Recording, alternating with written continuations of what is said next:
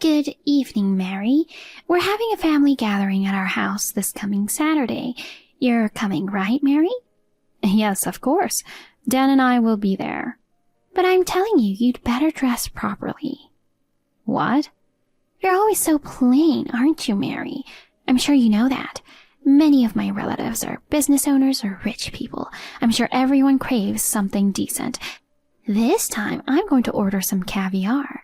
If you show up poorly dressed, I'll be embarrassed. Please don't dress inappropriate like you always do. Of course, I'll be dressed appropriately. It's not just about what you wear. Be careful with what you bring and say. Don't be so obvious that you're poor.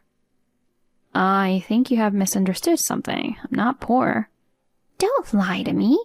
Ever since you came to greet me, you've always worn plain, cheap clothes. That's just because I like simple clothes.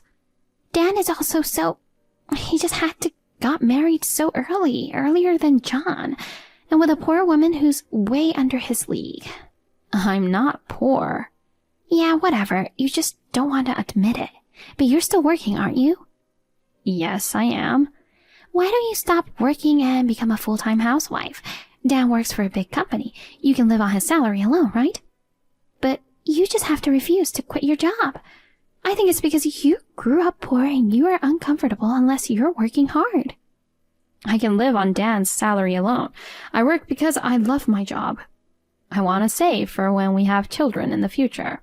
Besides, if I quit my job, you would be in trouble too, right? Why's that? Why would I be in trouble? Your job has nothing to do with me. It has a lot to do with you.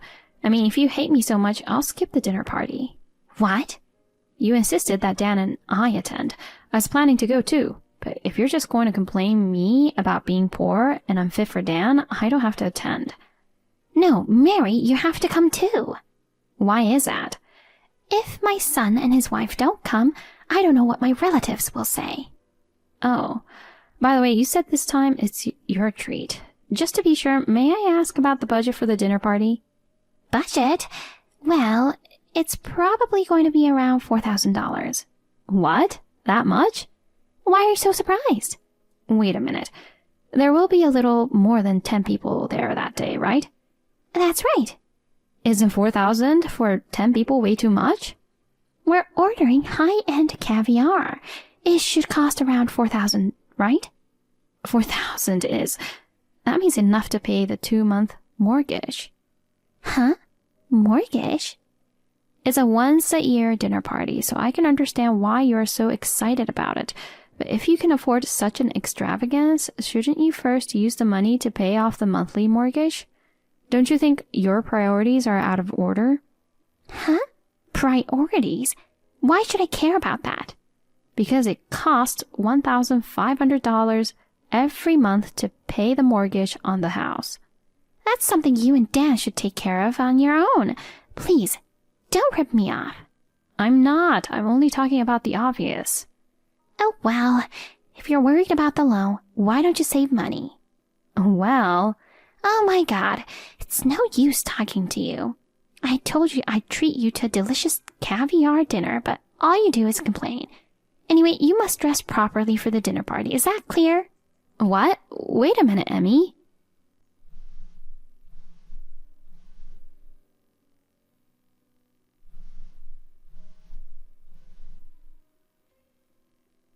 Caviar? Can't you cancel it now?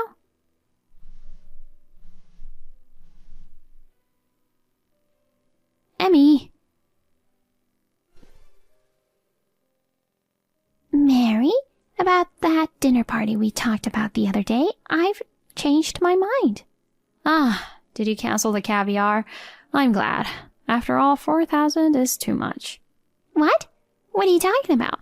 I decided to order not only caviar, but also a high-end Italian caterer. Huh? I thought some of my relatives might not like caviar. So you mean the budget has increased? Yes. The budget might be around $5,400. You are always complaining about caviar. It would be a hassle if you complained again on the day, so I thought I'd let you know ahead of time. Emmy, Are you sure you'll be okay? Huh? Taking advantage of the fact that Bob is in the hospital, you're spending money like Jeff Bezos. Are you sure you're going to be okay? Wait, what do you mean? Are you telling me to be stingy and save money when it's a family gathering? Don't you think you're being rude to me? I'm just saying that I'm concerned.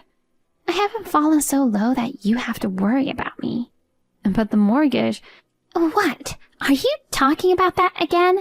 I told you the other day, that is something you and Dan should be able to handle. I don't know. I don't think it's right to be extravagant while Bob is in the hospital. I'm still worried about spending $5,400. Shouldn't you be worried about yourself? Me? You're not saying you don't remember me telling you this, are you? I'm sorry, but yeah, I don't. Huh? I'm certain that we're not short on cash at the moment, but... Well, what a person. I knew it. You're just wanting to rip me off. You know what? You're driving me crazy. I feel like I'm going crazy talking to you. Anyway, I'll pay for the dinner party, so you stay out of it. Bye. Honey, you busy? Sorry if you're busy. Oh, honey, I just finished work and I'm on my way home. What's up? It's about the weekend dinner party. Oh, you know the annual dinner with relatives? We're getting together at my parents' house this time too. What about it? It looks like Emmy is covering all the expenses. Have you heard what the budget is for this dinner party? What? No. I just heard she's ordering caviar, but with my dad in the condition he's in, I'm guessing it'll be reasonably priced caviar? No, that's the thing. I heard she's going to spend $5,400 for the caviar plus a catering service from a high-end Italian restaurant. $5,400? That's a lot of money. I think so too. Many of your relatives are rich, so Emmy seems really into it. Seriously? That's just trying to show off. I wonder if Mom knows her place. I tried to remind her of the mortgage, but it doesn't seem to be working. She's upset? It's like she's upset with me. I don't know. I know it's a once-in-a-year dinner party and there's no need to be stingy with it, but we're also under a lot of pressure right now. And to spend all the money like this, it's just... I agree. If she has the money to do such a thing, use it to pay off the mortgage first. If it were possible, I would try to persuade her to spend less, but I don't think she'll listen to me. Either way, we're running out of time. There must be cancellation fee, and we would have to apologize to the restaurant where we ordered the food. Besides, Mom always dotes on John. She never listens to me, and she's still complaining about the fact that I got married before him. Well, I've been told that too. I don't agree with it, but I guess there's nothing we can do this time. I know. Anyway, we are both going to the dinner that day, so let's keep an eye on her. I'll let Dad know how things going. Right, that would be great. Okay, I'm heading home now. Okay, safe trip home. Mary, are you already on your way? Oh yes, Dan and I are on our way. We should be there in about 10 minutes. Oh, well, I'll tell you what I'm going to do right now. You need to go to another room after the dinner party starts. What? Why? Well, I asked you to come as a married couple for the sake of appearances, but caviar and Italian food are too good for you. Yes? It's for not knowing your place. You'll always be poor because you have to pay that monthly mortgage. You're the one to say. I'm saying it because I'm the only one who can say it. Because you were so vain and bought that mansion. What are you talking about? You have no money, but you forced yourself to get a mortgage, and yet you want me to save the budget for dinner parties and pay the mortgage for our own house. There's no limit to how brazen you can be. Oh, that's how you interpreted it. No wonder we're not on the same page. When the dinner party starts, quickly go to the next room. And when the time is right, pretend that something urgent has come up and go home alone. That way you can at least save your face. Oh. Well, I'd feel bad if you had nothing to eat. You can at least have instant ramen. Instant ramen? Well, beggars can't be choosers, you know. You're so shabby, so after you eat your instant ramen, just go home. Okay. Well then, neither Dan nor I will be attending today's dinner party. Huh? What are you talking about? You'll be arriving here soon, right? You don't want me to attend the dinner party, right? I'm going to turn around and go home now. Then why don't you go home alone, Mary? Only Dan should attend. When I told him what you said to me earlier, Dan doesn't feel like going to the dinner anymore. Then you can both skip it. I'd be better off without Dan and you. Oh, I forgot to mention, I'll stop paying the mortgage on the house. What? I won't be paying $1,500 a month from now on. Oh dear, I don't know what you think you're doing, but you and Dan are the ones who will suffer, aren't you? You'll see who gets in trouble later. You're just full of nonsense like that.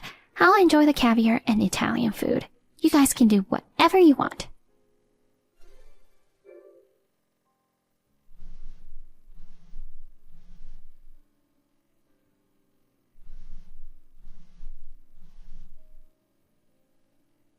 Mary!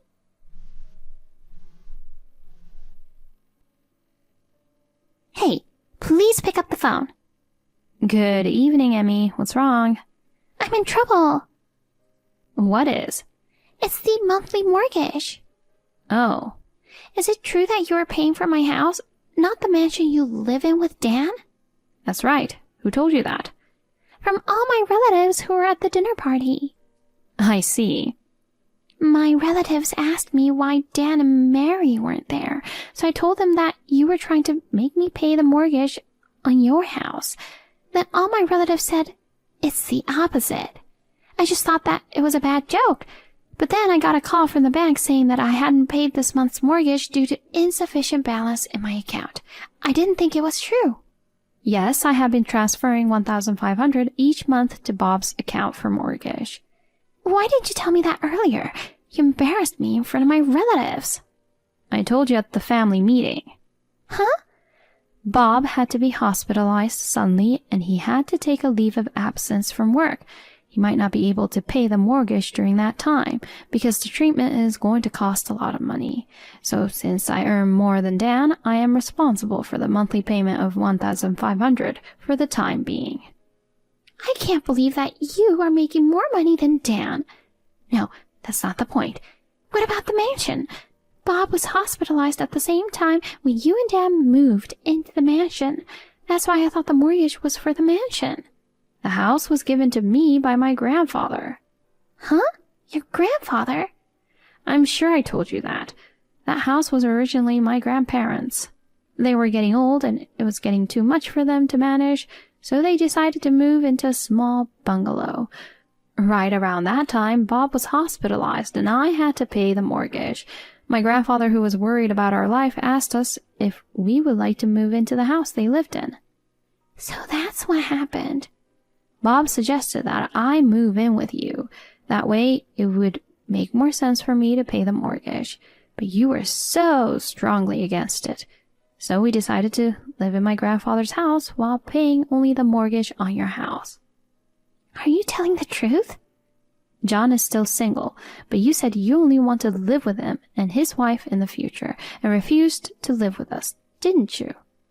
Oh, is that right? Don't play dumb with me. Well, now, I'm glad we didn't move in together. Oh. You really don't remember anything, do you, Emmy? Bob, you, John, Dan, and I. We had a family meeting, right? That's when we talked. Well, I think you were half asleep, weren't you? You only leaned forward when we were talking about something that involved you. When Bob asked you to go to work to support the family finances, you protested that as a full-time housewife, there was no way you could find a job. When I asked you to live with me, you said, I don't want to live with Dan and you. We couldn't come to an agreement, and in the end, I had to compromise a lot. But I didn't think that you had refused to live with me because you didn't understand what I was talking about. I didn't realize that was the story. Well, Bob told me I don't have to pay the mortgage anymore. What? He has decided to sell the house. What? He's giving up the house? You both can't pay the mortgage, so he has no choice but to let it go. Bob doesn't want to give up the home he bought. But to the point, to get both Dan and I involved is ridiculous. After hearing about how much money you were spending and how you were treating me, he decided that it was no longer a good idea. He also promised to pay back the mortgage that I had paid until now. Oh no. What am I supposed to do now? If he sells the house, I will have no place to live.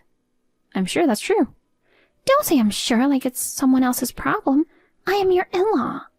No, Emmy, you made me pay the mortgage on your own house.